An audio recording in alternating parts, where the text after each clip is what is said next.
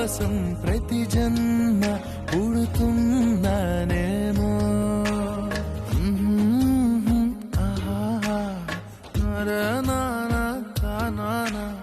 నిన్నే చేరక ప్రాణం ఏమో. లిఫ్ట్ చేయడం లేదా? మీటింగ్ లో ఉన్నట్టున్నాడండి. మరో గంట తర్వాత అయినా చూసుకొని కాల్ చేస్తాడు కదా, అప్పటి వరకు నేను ఇక్కడే ఉంటాను.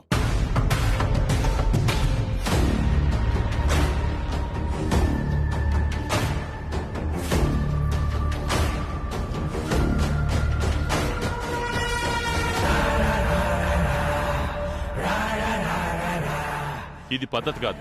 ముందు మీరు బయటికి వెళ్ళండి. వెళ్ళను. ఆ అమ్మాయి నాకు చాలా ఇంపార్టెంట్. దానికోసం పిచ్చోళ్లలో వెతుకుతున్నాం. మీ తమ్ముడు ఆ అమ్మాయితో జంప్ అయ్యాడా ఏంటి? ఇలాంటి సిచ్యువేషన్లో పిచ్చి డౌట్లు క్రియేట్ చేయకు. ఎప్పుడూ లేంది ఇలా జరగడం ఏంటండి?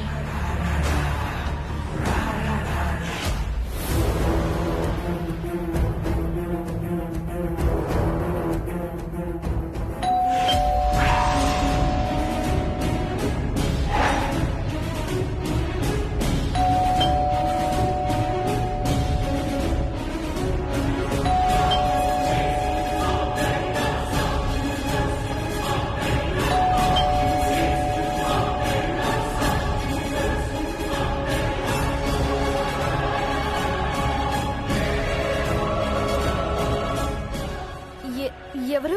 నేనండి, శ్రీకర్ని.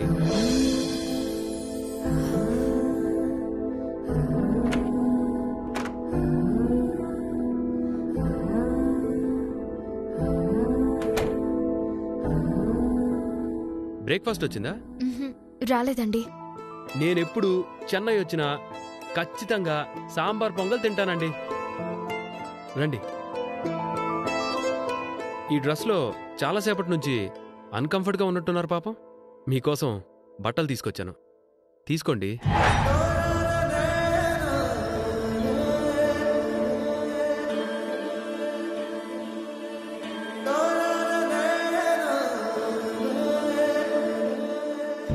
ఏమైందండి? బాధ్యత లేని బావ ఏనాడు నాకు గాని అక్కకు గాని పాపకి గాని ఒక జత బట్టలు కొనింది లేదు.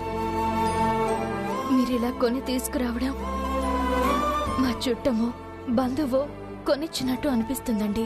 నన్ను మరీ ఓ అపరిచితుల్లా అనుకోకుండా చుట్టంగానో బంధువుగానో యాక్సెప్ట్ చేసినందుకు చాలా థ్యాంక్స్ అండి. మీరు వెంటనే డ్రెస్ చేంజ్ చేసుకొని రండి. వెళ్ళండి. మీకు ఇంటి నుంచి 2 సార్లు ఫోన్ వచ్చిందండి. అమ్మేనా? కొడుకు తిన్నాడా లేదా అని అమ్మకి టెన్షన్.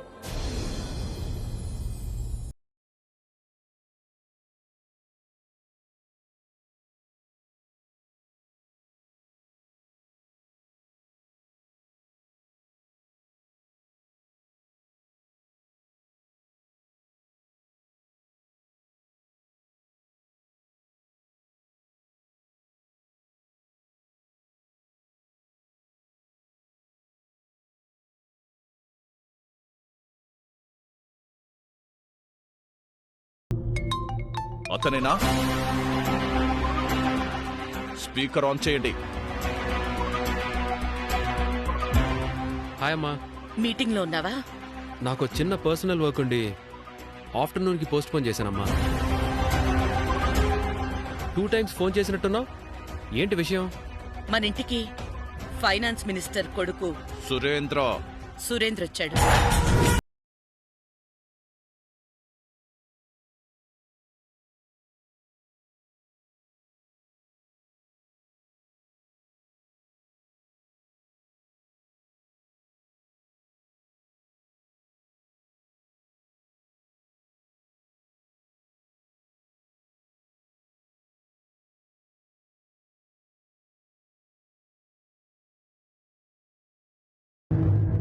డాబా దగ్గర ఆ అమ్మాయిని కారులోకి ఎక్కిన సీసీ కెమెరా ఫుటేజ్ ని కూడా తీసుకొచ్చి చూపించాడు శ్రీ. రేయ్, నువ్వు మాత్రం ఆ కారులో కూర్చుని ఆ అమ్మాయిని నీతో పాటు తీసుకెళ్లినట్టు వీడియోలోనే లేదు. ఏదో టెక్నికల్ ప్రాబ్లం అంటున్నాడు. రే తమ్ముడు, ఈ అబ్బాయి మన ఇంటికొచ్చి నీ మీద నిందలు వేసి చాలా హడావుడి చేస్తున్నాడ్రా. చిన్నబామర్ది, నువ్వు నోరు విప్పకపోతే జనాలకి చాలా అనుమానాలు వస్తాయి. మావయ్య, మౌనంగా ఉండకుండా ఏదో ఒకటి మాట్లాడు మావయ్య. నాన్న, స్పీకర్ ఆన్లోనే ఉంది. ఏం జరిగిందో చెప్పు. అమ్మా, నాకు తెలిసి నేను చూసి నా కారులో ఎవరూ ఎక్కలేదు. ఒకవేళ లాక్ ఓపెన్ ఉన్నప్పుడు ఎక్కితే ఎక్కుండొచ్చు.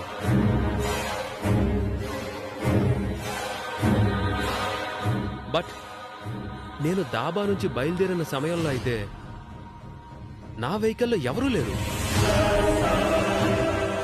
తర్వాత దిగిపోయి ఉండొచ్చు. అవతల వాళ్ళు ఎవరో ఏంటో తెలియకుండా నేనెలా ఎక్స్పెక్ట్ చేస్తానమ్మా? ఏదో సీసీ ఫుటేజ్ దొరికినంత మాత్రాన మన ఇంటికి ఎలా వచ్చేస్తారు? అర్థం ఉందా అసలు? ముందు వాళ్ళని బయటికి పంపించండి. నాకు చిన్న వర్క్ ఉంది, నేను మళ్ళీ కాల్ చేస్తానమ్మా.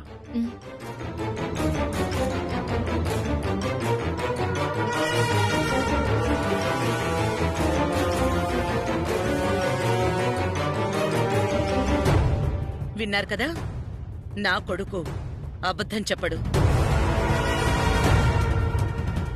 నా దగ్గర అస్సలు చెప్పడు. మీరు చూపించిన ఆధారాన్ని వాడు కాదు అనడం లేదు. తర్వాత ఏం జరిగిందో తెలీదు అంటున్నాడు. తెలుసుకోవడానికి మీకేవో మార్గాలుంటాయి అని అన్నారు కదా, ఆ దారిలో ప్రయత్నం చేసుకోండి. మీ వాడేదైనా గేమ్ ఆడుతున్నాడేమో. సి మిస్టర్, ఇప్పటికే నేను చాలా భరించాం. ఆధారం లేకుండా మా వాడిని అనుమానిస్తే ఊరుకునేది లేదు. ఇక బయలుదేరండి. మీ వాడు చెప్పిన దాంట్లో ఏదైనా తేడా ఉండాలి. అప్పుడు చూసుకుంటాను.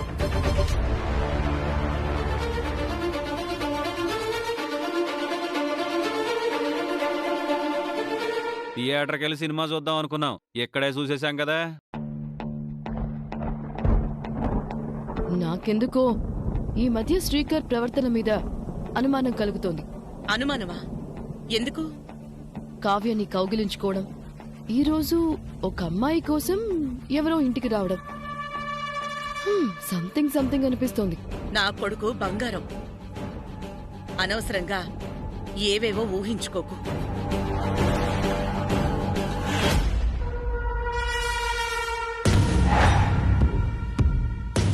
దొరికిన ఆధారంతో అవని దొరికిపోతుందనుకున్నాను.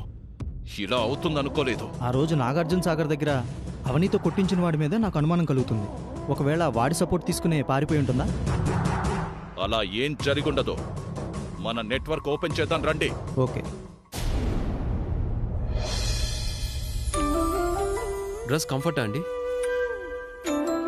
బానే ఉందండి. ఏ డ్రెస్ అయినా మీకు సూట్ అవుతుందండి. థ్యాంక్స్ అండి. అమ్మా ఏమన్నారండి? Casual call. నా గురించి ఎంక్వైరీ కదండి. మీ మాటల్లో నాకు అది అర్థమైందండి.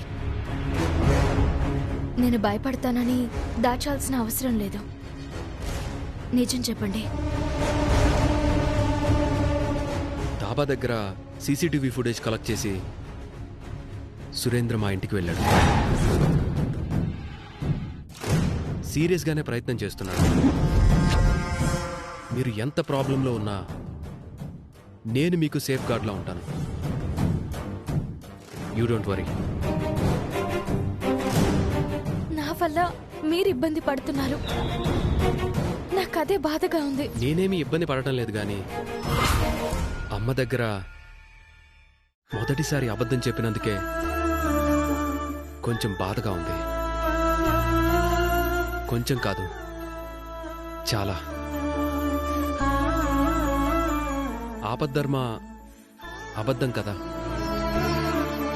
దీనికి దేవుడు ఎలాంటి సమాధానం చెప్తాడో చూద్దాం. బయటికి వెళ్దాం రండి.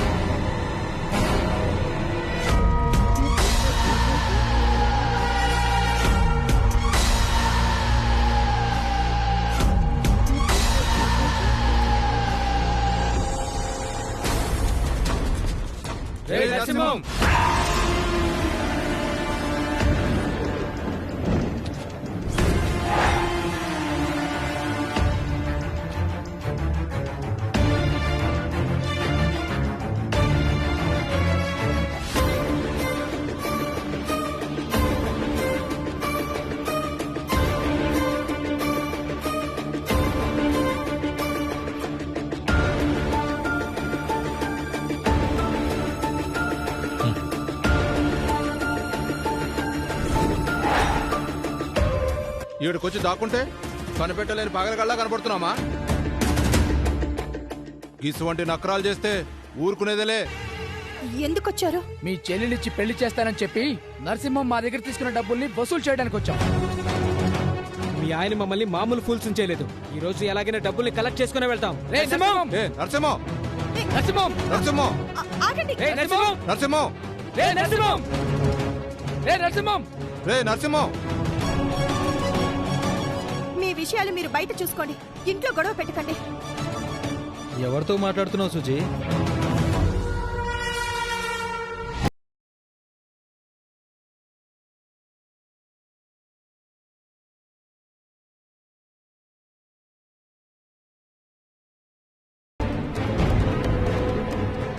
మీరా? ఎవరు మీరని అడగలేదు. సంతోషం. ఇక్కడ ఉంటున్నామని ఎలా తెలిసింది? మీ ఆవిడ్ని ఫాలో అయితే తెలిసింది. బయటికి వెళ్ళొద్దని చెప్పాను కదా, ఎందుకు వెళ్ళావు? నేను ఇంట్లోనే ఉంటే మాత్రం అప్పుల వల్ల ఆ మాత్రం కనిపెట్టలేరా? అది తర్వాత సంగతి. ఇప్పుడైతే నువ్వే తీసుకొచ్చినట్టు అయింది కదా. గవన్నీ ఇడ్చిపెట్టు బాయ్. నువ్వు మా తాన తీసుకున్న పైసలు ఇయ్యి, గీడిని చెల్లిపోతాం. అది నా దగ్గర రూపాయి కూడా లేదు. లేవంటే వదిలేస్తాం అనుకోవద్దు. డబ్బులున్నప్పుడు ఇస్తానులే. ఎప్పుడుంటాయి? మా పెరట్లో డబ్బులు చెట్టేం లేదు. రేయ్, ఎక్కువ మాట్లాడావంటే దెబ్బలు తింటాం. బెదిరిస్తున్నారా? రేయ్, ఈడితో మాట్లాడనవసరం. నోరుకు తగిలిస్తే చక్కగైతాడు ఈడు. ఒక్క వారం రోజులు టైం ఇవ్వండి. నా కిడ్నీ అమ్మేసైనా సరే మీ డబ్బులు మీకు ఇచ్చేస్తా. నువ్వు తాగే తాగుడికి అవి ఎప్పుడో పాడైపోయి ఉంటాయి. ఫ్రీగా ఇచ్చినా ఎవడూ తీసుకోడు. మర్యాదగా మా డబ్బులు మాకివ్వు. ఇలా మొండికేసావంటే ఏదో ఒక రోజు నీ కూతుర్ని ఎత్తుకుపోతా, అప్పుడు చచ్చినట్టిస్తాం. నా కూతురు జోలికొస్తే మర్యాదగా ఉండదు. చూడమ్మా, గైతే మా పైసలు మాకి. ఒక్క నిమిషం ఉండండి. సుజీ, ఎక్కడికి?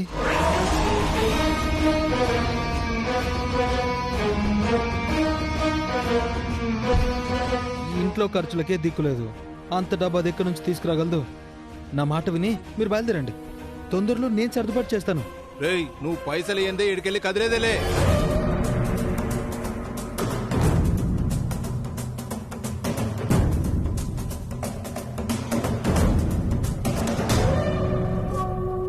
తీసుకోండి. ఒసే మెంటల్ దానా, ఏం చేస్తున్నావు నువ్వు? నా డబ్బులు నాకు ఇచ్చేసాయి. ఇవి నేను కష్టపడి సంపాదించిన డబ్బులే. ఏంటి కష్టపడి సంపాదించావా? మూటలు మోసావా, రిక్షా తొక్కావా? కష్టపడ్డాడంట, కష్టపడ్డాడు. నా చెల్లెల్ని అడ్డం పెట్టుకొని సంపాదించడమే కదా. ఇదిగోండి మీకు ఇవ్వాల్సిన డబ్బులు. ఈయన ఎవరెవరికి ఎంతెంత ఇవ్వాలో మీరే తీసుకోండి. ఇంకోసారి మాత్రం మా జోలికి రాకండి. మా డబ్బులు మాకు వచ్చేసాయి, ఇంకెందుకు వస్తాం? పదండి బ్రో. ఒరే ఒరే ఒరే బాబు బాబు, రే రే రే బాబు, ఆగండ్రా ఆగండ్రా, మీకు దండం పెడతానురా, నా డబ్బులు నాకు ఇచ్చేయండి రా. పోరా, మీ దగ్గర నుంచి తీసుకుందానికంటే అది ఎక్కువ ఇచ్చేసిందిరా. వడ్డీ అనుకుంటాం లేవో, బాటిల్ కూడా డబ్బులు లేవురా, ప్లీజ్ రా. పోరా అవతలకి.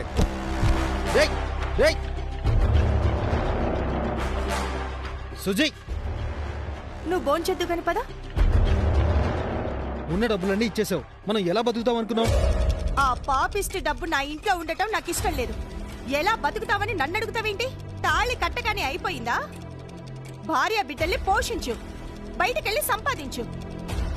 జీవితాంతం నా చెల్లెలి సంపాదనతో బ్రతికేద్దామని కలలు కన్నట్టున్నావు. దేనికైనా ఒక హద్దు ఉంటుంది. పిల్లని చదివించు, కుటుంబం బాధ్యత తీసుకో. రామ్మా. ఉన్న డబ్బులన్నీ వాళ్ళకి ఇచ్చేసి నన్ను సంపాదించమంటుందేంటి? అది అయ్యే పనేనా?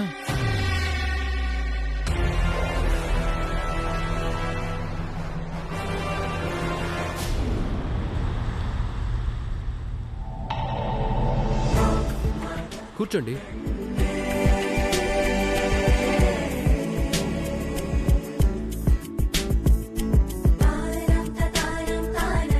ఎన్నా సార్ సాపిడింగే? అవును గారు, ఏం తింటారు? ఏదైనా పర్వాలేదండి. ఇక్కడ గీ ఇడ్లీ కూడా బాగుంటుంది. 1 plate ghee idli, 1 plate sambar pongal. Okay sir.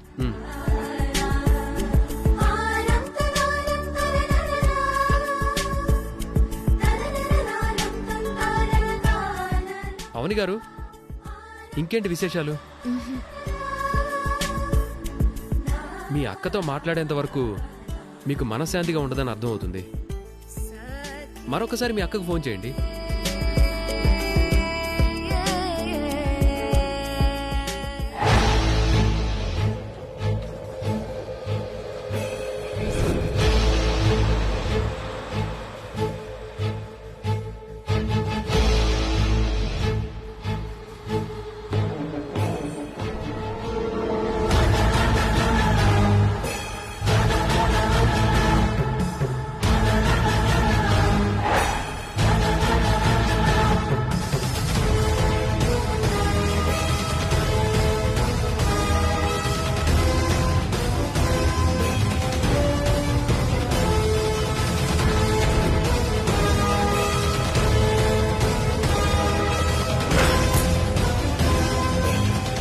పోలీసుల నుంచి తప్పించుకోగలవు, ఈ మిలిటరీ వాడి నుంచి తప్పించుకోలేవు.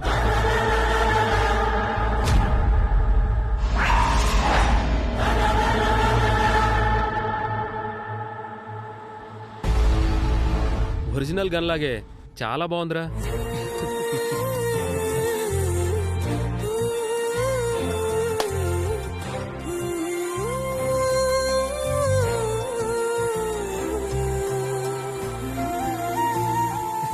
హే, ఇదేంట్రా డమ్మీ గన్ పట్టుకొని తిరుగుతున్నావు? అదా, మా ఇంట్లో బాబు తీసుకురమ్మన్నాడ్రా. వాడు కూడా పెద్దయ్యాక ఇలానే ఆర్మీలో చేరతాడట. సూపర్ రా. అవును, నువ్వేంటి ఇక్కడికి సడన్ గా వచ్చావు? పర్సనల్ వర్క్ ఉండి లీవ్ మీద వచ్చానరా. ఓ, గన్ చూసి భయపడ్డారా? మురళి అని నా క్లోజ్ ఫ్రెండ్ అండి, చెన్నైలో సెటిల్ అయ్యారు. ఎప్పుడైనా చెన్నైలో నేను ఇలా కనపడితే ఇలాంటి సడన్ షాక్లు ఇస్తుంటాడు. అవునరా మిత్రద్రోహి, నాకు చెప్పకుండా ఇంత పని చేస్తావా? నేనేం చేశాను రా? నన్ను పిలవకుండా పెళ్లి చేసుకుంటావా? లవ్ మ్యారేజా? రేయ్, నేను చెప్పేది వినరా. నువ్వు చేసిందేమి చిన్న పని కాదు. నీ పెళ్లిలో చాలా హడావిడి చేయాలనుకున్నాను.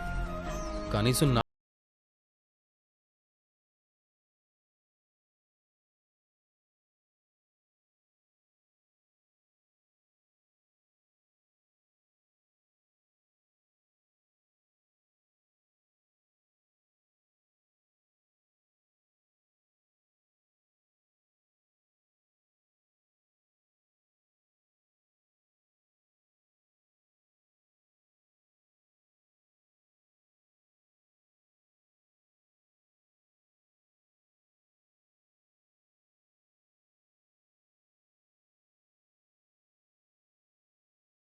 మాట్లాడకుండా ముందు నువ్వు విట్రా